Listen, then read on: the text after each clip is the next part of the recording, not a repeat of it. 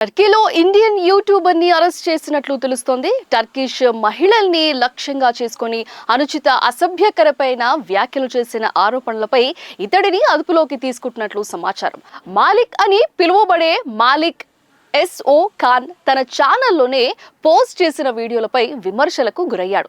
Turkish మహిళపై లైంగికంగా అసభ్యకరమైన వ్యాఖ్యలు చేసినట్లు ఈ వీడియోలో స్పష్టంగా తెలుస్తోంది. ఈ వివాదం నేపథ్యంలో మాలిక్ తన యూట్యూబ్, ఇన్స్టాగ్రామ్ అకౌంట్ల నుంచి ఈ వీడియోలను తొలగించినప్పటికీ కొన్ని వీడియోలు ఇప్పటికే సోషల్ మీడియాలో వైరల్ గా మారాయి. టర్కీలోని స్థానికులు హిందీని అర్థం చేసుకోలేరని, అతను అసభ్యకరమైన భాషను ఉపయోగించినట్లు వీడియోలో చూడవచ్చు. అతను మహిళపై అత్యాచార బెదిరింపులకు, లైంగికంగా అసభ్యకరమైన వ్యాఖ్యలు చేశాడు. ఒక క్లిప్ లో టర్కిష్ మహిళను ఉద్దేశిస్తూ మాల్ అని పేర్కొన్నాడు. మరొక దానిలో టర్కిష్ గైడ్ ని రాత్రిపూట లైంగికంగా వేధించాలా అని తన ఆడియన్స్ ని అడిగాడు. మరొక వీడియోలో ఒక టర్కిష్ దుకాణదారుడితో అసభ్యకరమైన భాషను ఉపయోగించారు.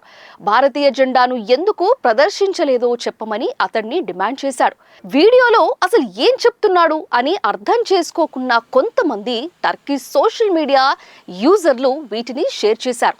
దీంతో మాలిక్ సై ప్రజల నుంచి వ్యతిరేకత వచ్చింది. ఈ ఫిర్యాదుల నేపథ్యంలో టర్కీ పోలీసులు మాలిక్ ని అదుపులోకి తీసుకున్నారని తెలిసింది.